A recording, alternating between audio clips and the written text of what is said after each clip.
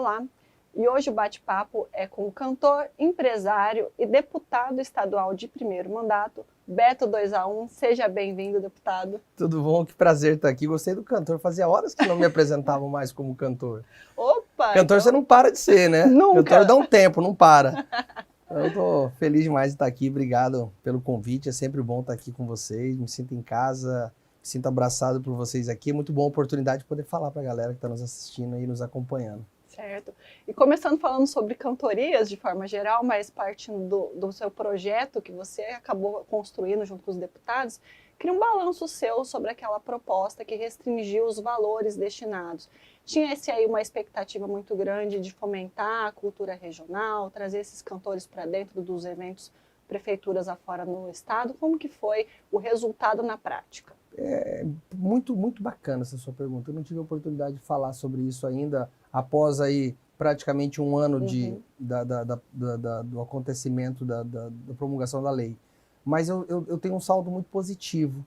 Nós tínhamos no passado, que pese, eu sou um grande entusiasta da importância da realização de eventos de uma forma geral. Eu tenho a leitura clara de como movimenta a economia, de como faz diferença. Nós não podemos misturar aqui Cuiabá, que é uma cidade que você tem milhões de oportunidades, opções e ações para você ter acesso à cultura, lazer, entretenimento, com uma cidade muito pequena, distante, a quilômetros e quilômetros da capital. Então eu entendo a importância disso para movimentar a economia, para fazer com que o trabalhador da cultura, o trabalhador ligado aos projetos culturais, ações culturais, tenham aí seu ganha-pão incrementado. E o que acontecia no passado, que como nós não tínhamos uma regulamentação clara, acontecia muito de um valor de um convênio, a prefeitura fazia um convênio e esse convênio, a grande maioria, ia para artistas de fora. Não tenho nada contra os artistas de fora, inclusive acho importante essa mistura, sabe? Esse intercâmbio, essa troca que o artista de fora proporciona para os artistas locais.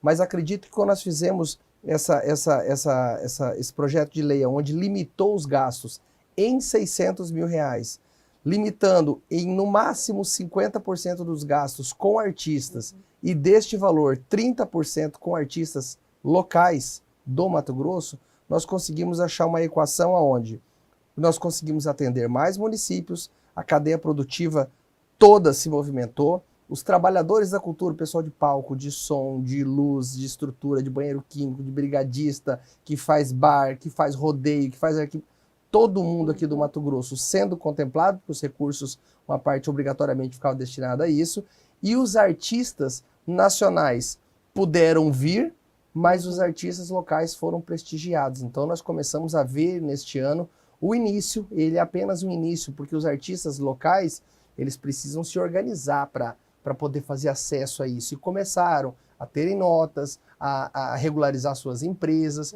Poder público precisa de uma série de regulamentações. Então, a CECEL, através do Conselho Estadual de Cultura, regulamentaram o que são os artistas regionais. A partir dessa regulamentação, todo mundo começou a se movimentar e eu creio que foi um grande acerto.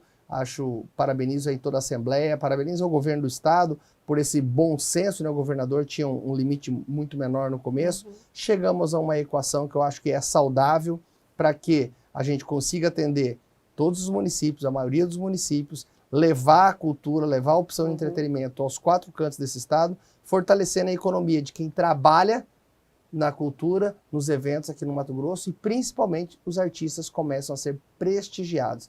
Eu acredito que no médio prazo nós começaremos a ver artistas com estruturas maiores, estruturas de shows maiores, cenários, ônibus. Eu estava conversando com o Douglas Cabral esse dia, um grande artista. Aqui ele, poxa, comprou uma van, zerinha, começou a se organizar. Por quê? Os shows começam a acontecer, você começa a ter uma demanda maior de busca por shows, daí o cara acaba saindo do barzinho, começa a tocar em grandes eventos, começa a ter um intercâmbio com grandes artistas que vêm de fora. Lembrando que esse é um recurso, essa limitação é com recursos oriundos tanto de emendas e de fonte 100 do governo do estado. As prefeituras, essa lei não abrange a decisão dos prefeitos, mas via de regra funcionou muito bem. Ah, ótimo. Beto, você como artista e tendo sido secretário, você entende esses dois lados do balcão, vamos dizer assim, né? Qual que é a sua percepção hoje sobre o cenário de aporte de recursos, de projetos? A gente sabe o tanto que é importante a ajuda, né, do governo do estado para que projetos bacanas saiam do papel e aí chegue também lá na periferia ou chegue nas escolas, enfim, para fazer com que a máquina da cultura gire. Olha, o governador Mauro Mendes foi um divisor de águas para a cultura do estado de Mato Grosso. Ontem à noite eu estava batendo um papo com a Maria Ercília, com o Kelson, do Balé Carolina, todo mundo conhece, né? São trabalhadores da cultura aí há mais de 40 anos nesse estado. O governador Mauro Mendes foi um divisor de águas. Ele acreditou na cultura como um fator de transformação, acreditou dando respaldo, acreditou dando recurso. É um governo vitorioso, é um dos governos mais bem avaliados no Brasil, um dos governos que mais cresce, que mais investe, e a cultura e o esporte são protagonistas desse governo. Isso é uma coisa que é importante dizer. Ser protagonista de um governo que deu errado é fácil. Agora, de um governo vitorioso como esse, a cultura e o esporte foram importantes. Então, eu acredito que o que começou a ser feito, volto a dizer, o governador Mauro Mendes é um divisor de águas, mas é o início de um reparo histórico. A cultura ficou muito atrasada. A cultura ficou por muito tempo marginalizada, esquecida e não levada a sério, não dada a devida importância que a cultura e o esporte, eu englobo o esporte junto nesse pacote, porque são dois fatores de transformação sociais que geram o que a gente precisa dar para o nosso povo, oportunidade. Então, acredito que o início desse trabalho se deu nesse primeiro mandato. Nesse segundo mandato nós queremos ampliar um pouco mais. A cultura começou a ter voz, começou a ter vez, a cultura tem um deputado, o esporte tem um deputado que está lá para dialogar sobre isso. Nós começamos aí a Câmara Setorial Temática da Cultura para que a gente possa fazer um debate amplo sobre isso, para que a gente possa fazer uma nova lei de incentivo à cultura, para que a gente possa fazer uma lei que se conecte com a realidade. Não adianta boa vontade de quem está lá criar uma lei para ajudar e acaba não sendo execuível. O que a gente quer é algo que seja palpável. Falta muito, agora nós tivemos a LOA, o orçamento destinado à cultura ainda ficou muito aquém do que a gente sonha, mas eu acredito em avanços, a gente vem avançando, o governo entende a importância da cultura, do esporte, então eu acho que a gente vem fortalecendo. Hoje nós temos uma realidade que não tem um município no estado que não receba recurso da cultura, do esporte, através da CECEL, através das emendas parlamentares. É importante falar dos deputados. Os deputados merecem os nossos aplausos, merecem o nosso agradecimento da cultura e do esporte.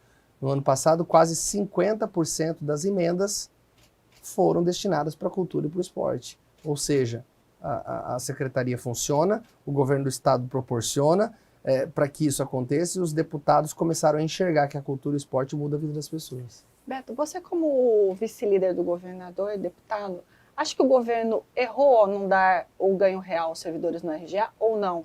É o que o cobertor permitia? Eu tenho essa clareza. Eu falei sobre isso ontem. O governador tem uma missão muito árdua. Ser governador tem ônus e tem bônus. Eu não tenho dúvida que o governador entende a importância, a valorização do servidor público e ele gostaria de dar muito mais. Mas o governador não pode pensar só na árvore, ele tem que pensar na floresta toda, infelizmente. E poucos avanços que ele vem fazendo, mas já são sinalizações. Antigamente nós tínhamos uma database para isso para maio. O governador já antecipou aqui para janeiro, para que a gente pudesse contemplar, baseado no índice que o IBGE apresentou. Então eu acho que é o início do novo momento de respeito ao servidor e que a gente consiga buscar aí os atrasos que ficaram para trás, mas o governador não pode perder de vistas o planejamento que foi feito, as finanças do estado. Nós não podemos esquecer que há pouquíssimo tempo, 5 anos atrás, nós não tínhamos gasolina para colocar nos carros de polícia, as escolas de lata era a coisa mais famosa do Mato Grosso no Fantástico, servidores com salário atrasado, com RGA nem se fala, com 13º, poderes, saúde, nós estávamos no estado com um caos. Nós temos que entender que o governador ainda não tem condições de fazer tudo o que deseja, mas penso que foi um avanço, foi uma vitória, conseguimos dar os 4,62 conforme o índice do IBGE em janeiro, e vamos continuar na luta para sempre valorizar os nossos servidores, que eu tenho o máximo respeito e admiração. Deputado, a Assembleia bateu o pé em relação às emendas impositivas, o aumento delas. O senhor particularmente acha que o percentual é o adequado ou exagerou, extrapolou, deveria ser menor? Olha, eu fiz uma fala esses dias sobre isso que eu tenho uma convicção muito clara. A Assembleia simplesmente seguiu como é a Câmara Federal. A Câmara Federal são 2%, e todos os estados do Brasil, os que já não mudaram, já estão mudando. Então é uma tendência, é um parâmetro que todo mundo vai seguir. E eu acho a emenda parlamentar, eu tenho convicção que ela é um instrumento muito forte, muito ágil. A emenda, a palavra vem disso, ela vem na brecha, ela vem ali para resolver uma lacuna que o Estado gigante não consegue enxergar, não consegue agir naquele pedacinho ali. Então, o deputado está 24 horas por dia recebendo prefeito, recebendo vereadores, recebendo segmentos, recebendo lideranças das mais variadas áreas, e essa emenda vem para auxiliar o governo do Estado para fazer esse ajuste aí nessa máquina pública. Então, você acha que o governador entendeu? Porque o governador chegou até aí no Supremo para questionar essa questão. O que o governador realmente questionava era que, num primeiro momento, a PEC que for feita, os 2% eram livres. E o governador foi muito claro, categórico em falar, aonde, assim como no governo federal, 50% é na saúde, que eu também concordo. Acho que é fundamental que 50% das emendas fiquem na saúde. Então, quando se pacificou em relação a isso, não tivemos nenhum problema. O governador, eu acho que é importante talvez fazer essa pesquisa. Se não me engano, nós tivemos aí 94, 96, não me lembro de cabeça, por cento das emendas pagas. Ou seja, não conheço, não me lembro de cabeça uma Assembleia Legislativa e um governo do Estado com uma relação tão respeitosa quanto essa. Isso mostra o quanto o governador valoriza as emendas parlamentares e sabe que os deputados usam de forma correta para atender os desejos da população. Então, se nós lembrarmos de um passado não muito recente, as emendas parlamentares eram uma piada, era uma brincadeira. Vou te dar uma emenda, o cara fala, não me dá não, pô, porque não vai dar nada, não vai a lugar nenhum. Hoje ela é uma realidade, é um número altíssimo de execução das emendas parlamentares. Então isso mostra o respeito que o governador tem com as emendas, mostra a clareza com que os deputados exercem essa distribuição, atendendo suas bases, atendendo suas demandas, porque a gente recebe muita gente, a gente recebe muitas demandas, e a emenda vai naquele pedaço mesmo. Às vezes tem uma situação na assistência social, na agricultura familiar, na saúde, que o Estado precisa movimentar do tamanho do mundo. Uma emenda vai lá e ela resolve aquele problema de forma rápida, de forma eficaz, e acha uma solução. Deputado, BRT ou VLT? BRT, né, gente? Eu acho esse assunto... Chega a ser engraçado a gente estar discutindo esse assunto. Esse é um assunto vencido, definido. Só Cuiabá que proporciona esses tipos de diálogos, né?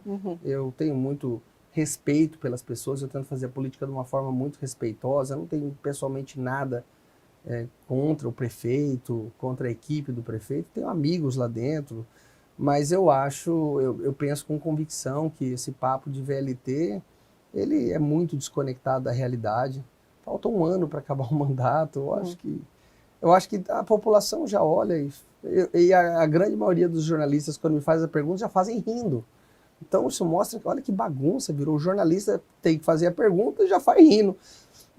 É muito complexo, eu não vejo conexão com a realidade o VLT. O BRT sim, é uma realidade, as obras estão acontecendo, os órgãos de controle todos já se manifestaram de forma efetiva em relação a isso. Então, estou muito convicto desse ponto. Certo. Deputado, muito embora 2026 pareça longe, né? Lá longe, os atores já se movimentam. O vice-governador, por exemplo, já tem se colocado aí como um construtor de projeto ao governo.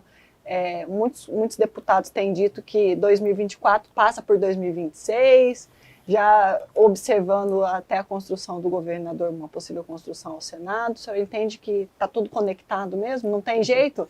Olha, eu acho massa. Tem gente que fala, a política é o ano da eleição, só no ano da eleição. Eu acho que política é todo tempo. Eu gosto de uma eleição que emenda na outra, eu acho importante. A gente não pode perder de foco o mandato, a função para a qual nós fomos eleitos, seja eu como deputado, prefeitos, vereadores, governador, senador. Mas eu penso que você citou aí o nosso vice-governador Otaviano Pivetta, que ele está tentando construir, eu acho que não tem nada mais legítimo. Muito fala, né? Existe uma fila, né? E o governador Pivetta está aí ao lado do Mauro Mendes há muitos anos, fiel, correto, pensa comunga das mesmas ideias, dos mesmos ideais. Desde lá de 2010, né? Desde 2010, na mesma batalha, lado a lado, um exemplo de fidelidade, de lealdade. Então, eu acho muito natural que ele esteja preparando uma construção para isso. Acho muito natural, nunca falei com o governador Mauro Mendes a respeito disso. O Mauro não fala muito de política, né? Fora da época de eleição.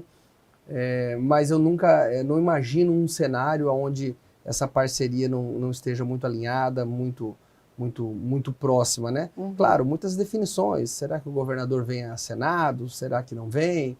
Mauro Mendes já deixou de disputar uma prefeitura aqui no dia da convenção. O Mauro, ele pensa política num formato diferente da gente. E eu costumo dizer ultimamente que ele pensa melhor que nós, porque foi reeleito governador. Ele não gosta muito de dar pista, né? Ele esconde o jogo. Mas eu penso que de 2026, eu penso que as eleições de 2024 fazem parte, sim, de 2026, é uma construção. Eu, particularmente, tenho trabalhado muito com o meu grupo, eu tenho um time muito forte no interior do estado, na capital, tenho trabalhado focado em fortalecer meu time, meus vereadores, meus prefeitos, meus vice-prefeitos. O PSB tem feito essa construção de forma muito madura, muito forte. O PSB foi grande protagonista nas eleições para deputado estadual e governador. Foi a segunda maior votação total entre os partidos. E eu não tenho dúvida que agora em 2024 o PSB se fortalece muito mais. Temos feito reuniões para falar sobre isso. E eu, em especial, tenho me dedicado, tenho me debruçado sobre isso, sem perder meu foco principal, que é o mandato, mas para auxiliar que bons gestores voltem, que melhores pessoas se coloquem à disposição. Eu acredito que a política é feita para gente boa, então eu vou estar sempre lutando para que as melhores pessoas estejam lá. Pensando nisso, dessa proximidade que o senhor tem com o governador, a deputada Janaína tem dito que o projeto do Botelho é um projeto de grupo, que pode rachar o grupo até para 2026. A gente sabe que o senhor tem essa preferência por Fábio, né? Teme que isso realmente esfacele o grupo e acaba atingindo aí uma proporção maior, essa disputa de Cuiabá? Olha, eu particularmente eu acredito que é muito natural essa disputa por espaço dentro dos grupos. E aqui peço licença para falar de outro partido, né? União Brasil. O PSB tá tudo certo. União Brasil que tá bagunçado. Brincadeiras à parte, faz parte, eu acho, da política, da boa política, esse diálogo. O PSB tem o privilégio de ter dois bons candidatos, dois protagonistas aí, Fábio Garcia, Botelho.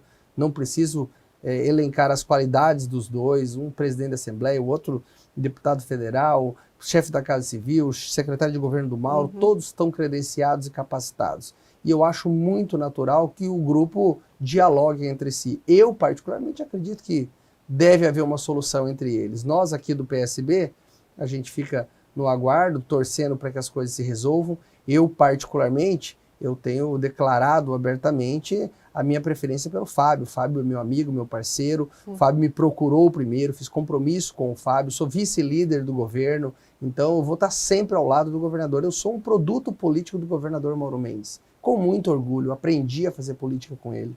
Eu estou há 11 anos na vida pública, a grande maioria desse período com o governador Mauro Mendes. Tive um período com o Botelho também, mas tenho muito orgulho da minha passagem com o Mauro, então é muito natural que eu esteja ao lado do governador nesta batalha. Mas eu torço para que eles se resolvam. União Brasil tem muitos generais aí, tem governador, tem senador, tem deputado para danar. Eu tenho certeza que logo, logo eles se ajeitam. Eu torço para que isso aconteça. E olhando para dentro da casa, como que chega o PSB em Cuiabá, que é a sua base eleitoral? A gente sabe que tem 2 vereadores, né? Sim. E se fala aí de um suposto compromisso para não trazer ninguém com mandato. A gente sabe que agora, sem coligação, todo mundo fica com medo de não ser reeleito. Fica complexo, né? Como que está essa organização, Olha, Beto? Quem está coordenando aqui Cuiabá é o ex-deputado secretário Allan Kardec. Ele está nessa coordenação de Cuiabá. Nós tivemos 2 reuniões ano passado e nós deixamos para dialogar Cuiabá e Várzea Grande agora no fim do ano. Não fizemos isso, agora no comecinho do ano, porque são 2 cidades muito importantes. Nós temos ali em Várzea Grande um potencial candidato com o Fábio Tardim, cara que fez 18 mil votos só na Várzea Grande para deputado estadual, então ele está naturalmente credenciado a qualquer disputa que assim desejar, se esse for o desejo dele, por mais que ele ainda não se manifestou sobre isso. Mas nós deixamos Várzea Grande e Cuiabá para um segundo momento. Mas quem está na construção do dia a dia da nossa chapa é o deputado, ex-secretário e ex-deputado Allan Kardec, meu parceiro, meu amigo. Temos um time muito forte. Eu acredito que com essas 2 vagas a mais que provavelmente teremos na Câmara Municipal, nós teremos muitos candidatos. O PSB está forte, tem 2 deputados com mandato, muita gente querendo entrar. Eu acredito que nós teremos uma chapa completa. Manter a mesma bancada ou ampliar? Qual que é a estratégia? Estamos trabalhando para fazer 4 vereadores em Cuiabá. Esse é o nosso foco aqui, e eu acredito que tem potencial para isso, porque tem uma chapa,